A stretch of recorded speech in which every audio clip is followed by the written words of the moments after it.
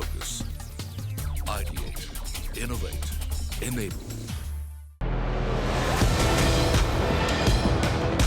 Yes Bank and CNBC-TV18 present the Growth Summit Vision for a $10 trillion economy in association with Max Life Insurance. So we now have a very interesting conversation lined up for you, which is centered around the theme of entrepreneurship and sheer creativity. We have with us a very celebrated Indian chef, television host and culinary expert known for his dynamic approach to Indian cuisine with multiple restaurants in the nation and abroad. Ladies and gentlemen, please join me as I welcome Ranveer Brar, celebrity chef.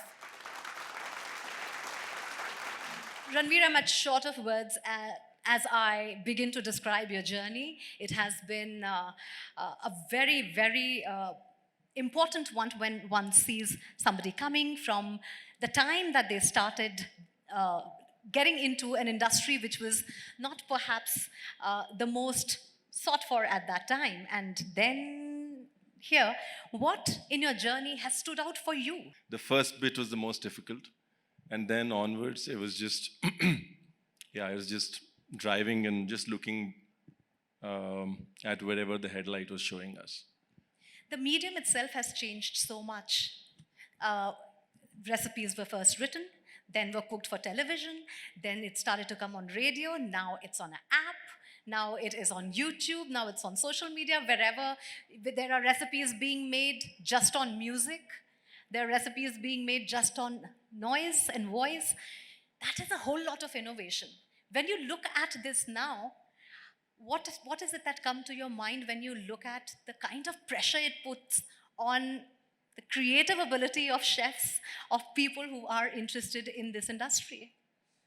You know, I always say when you cross 45, right? Whether you like it or not, hamare zamane mein always creeps in. You know, you always tell people it wasn't like this in our times. That's the first thing, that's the first instinct that is there. Like in our times, you had to really work hard for recipes, you know.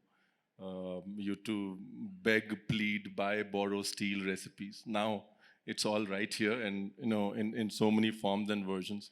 So what I try and do is curb that first instinct of saying hamare zamane mein. I think in terms of whether it's a creative expression or whether it is the broad business side of it, we haven't even, it's not even the tip of the iceberg.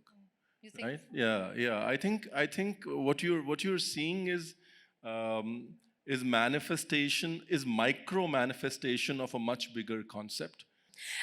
Very interestingly, what has happened is that there is, post-COVID, I think a lot changed. There are home chefs now, there are smaller businesses, there are cloud kitchens. We also see a lot of people being very focused on their fitness, on portion sizes and on healthy eating. So there is a plethora of options when it comes to innovation in food.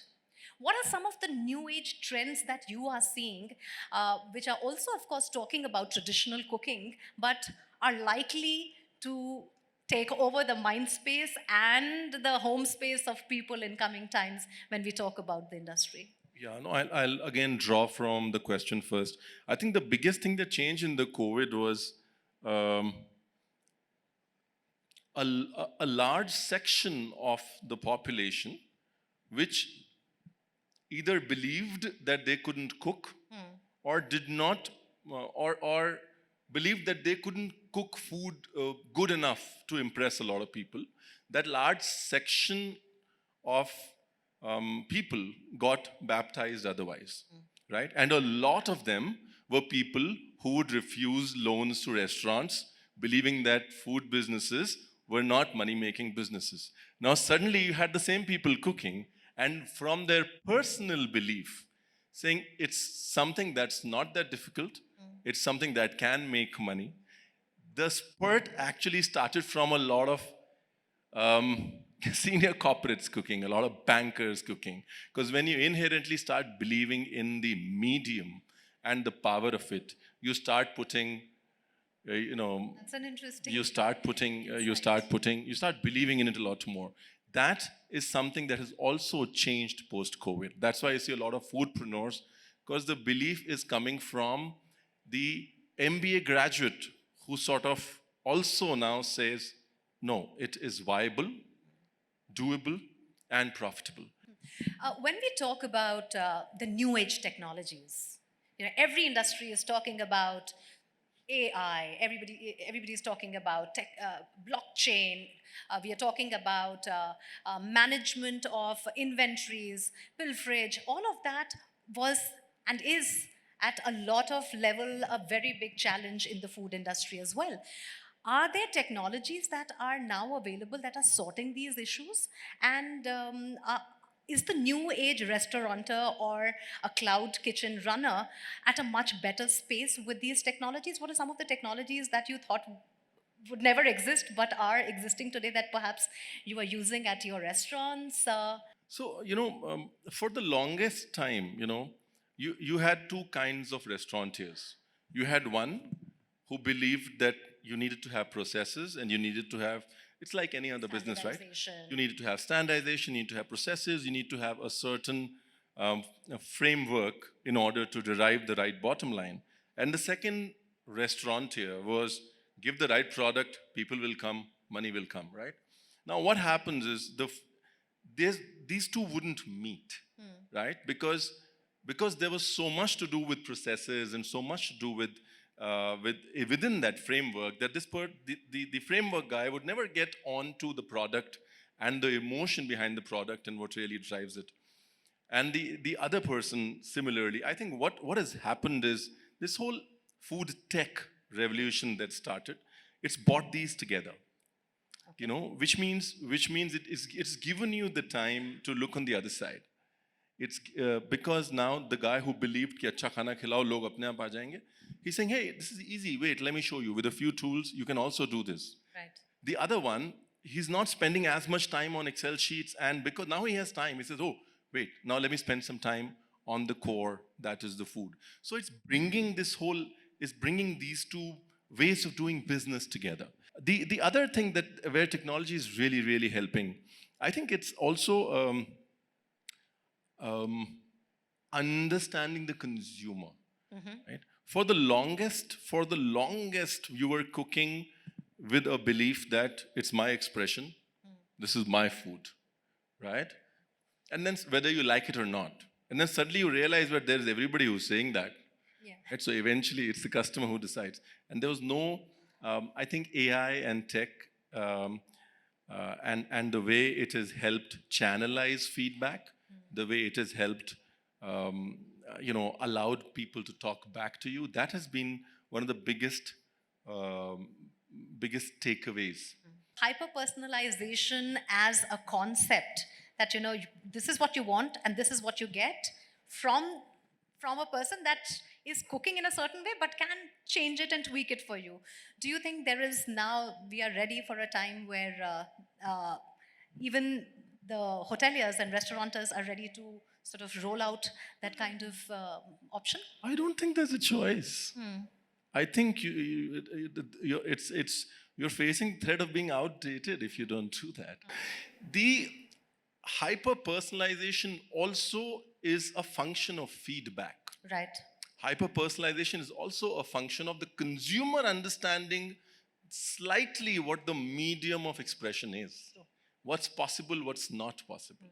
What has happened with food is the consumers, now when they've cooked themselves, some of them have understood how difficult it is. Some of them have understood what are the easy parts, what are the difficult parts. And when that appreciation comes in, right, that is when the time is right.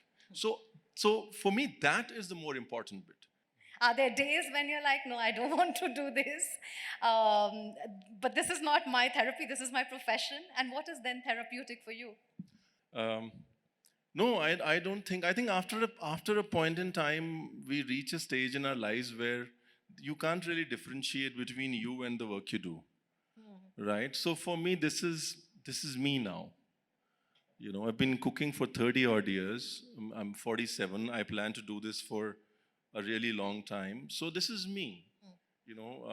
The days when I want to cook is also me. The days when I don't want to cook is also me. What I definitely believe is you need to be in a good headspace, cook. And it works both ways, right? You know, Hariharanji is a very good friend, and he says, Ranveer, you know what's the commonality between food and music? Sometimes you listen to the music that you're feeling like, and sometimes music makes you feel a certain way. Beautiful. Right कई बार आप वो सुनते हैं जैसा आपको लग रहा होता है और कई बार आपको सुन के कुछ लगने लग जाता है food is the same way sometimes you cook what you're feeling like and sometimes cooking something makes you feel a certain way. Oh, that's a good analogy. Yeah, so I think that's worked for me. And yeah, I mean I plan to continue. Let's see how that goes. YES Bank and CNBC-TV18 present the Growth Summit Vision for a $10 trillion economy in association with Max Life Insurance.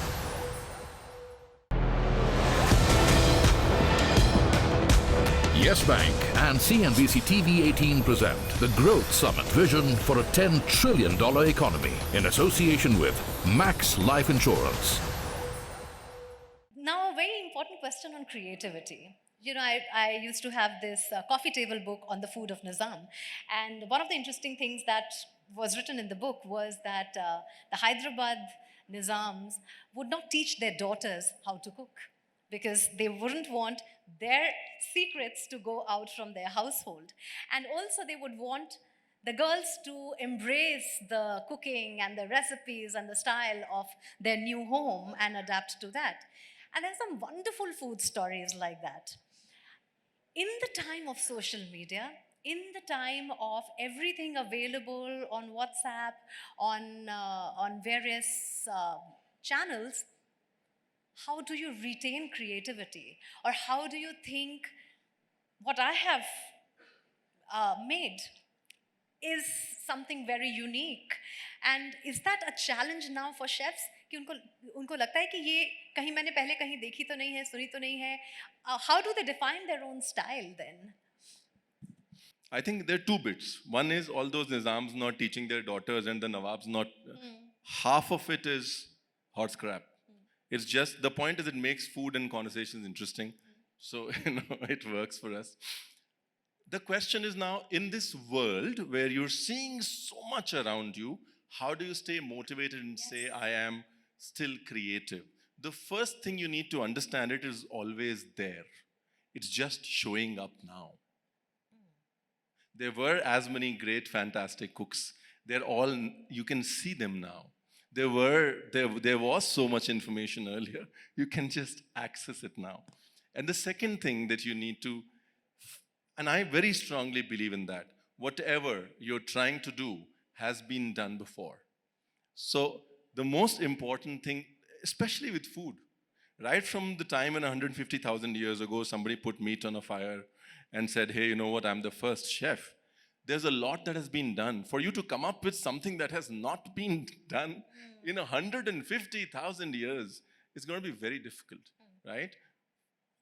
The medium that we work with, unless we embrace the vastness of it, we can't be creative within that medium first. We can't be bigger than the medium, right? That's what I do. I always tell myself, whatever you're going to do has already been done. Look at what has been done and try and do it better with more discipline and put it in a context that is relevant to where you are today. That is basically what it is. अगर गोश्त को apricot के साथ 607 साल पहले पकाते थे, 1200 साल पहले भी पकाते थे, और probably उससे पहले, somewhere 5,000 years also, people would have put an apricot and a lamb together. The concept that you first respect the concept, understand that it's bigger than you. Right. Two, with that respect and understanding, put it in a context that is relevant today. That is creativity that you can do. We are sitting in a growth summit. We have industry leaders here, policymakers here, entrepreneurs. When we talk about food business, we are also looking at new age products coming out, millet, for instance, and there is so much R&D going into it. We are also looking at being the hub of on the coastal side in seafood. All of these things to be able to reach to the masses need a certain kind of technology and end-to-end game.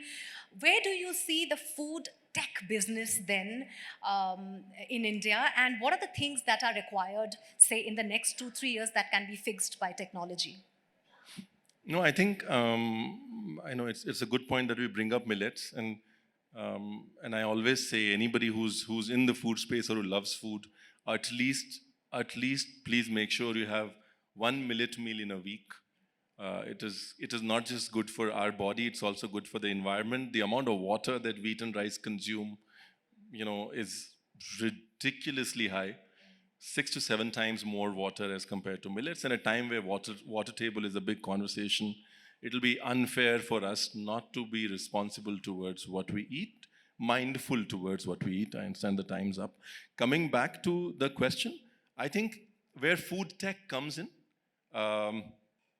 is one, an understanding of how to put that product in today's lifestyle, right?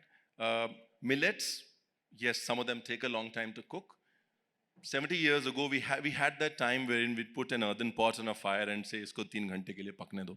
Today, we don't have that time, right? How do you fit those concepts into today's lifestyle, into today's convenience, to make it relevant for today? That's the biggest need for technology and food to sort of get married together. Two,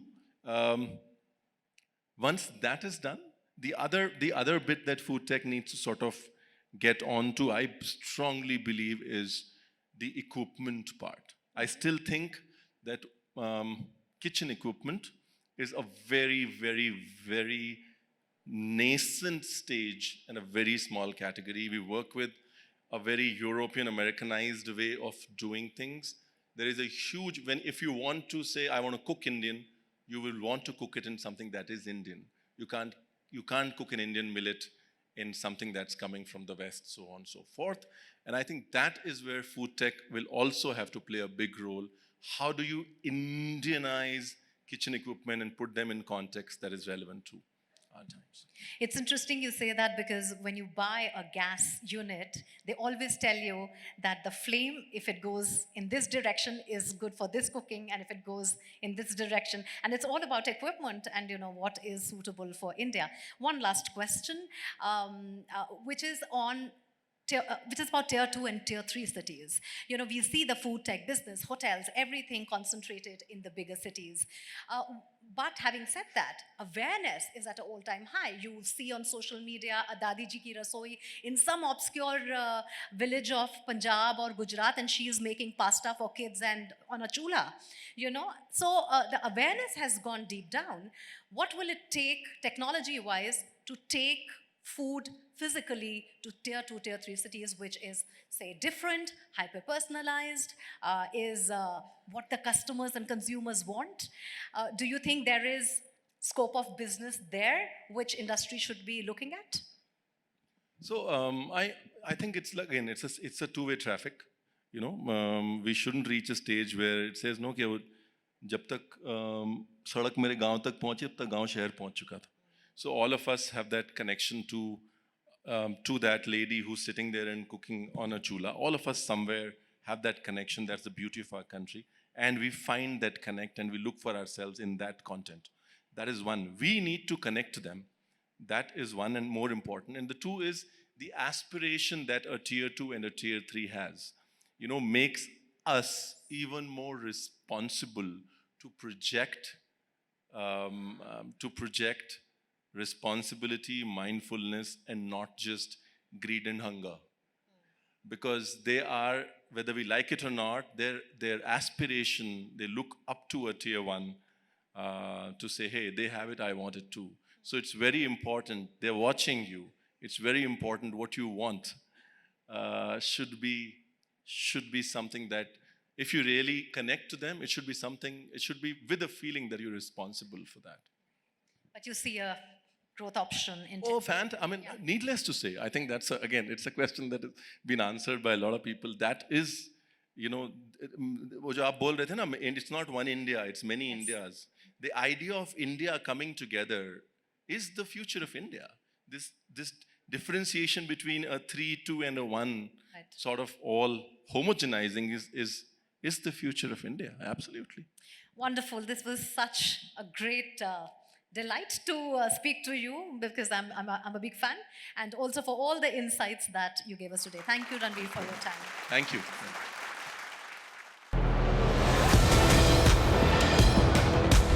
Yes Bank and CNBC-TV18 present the Growth Summit Vision for a $10 trillion economy in association with Max Life Insurance.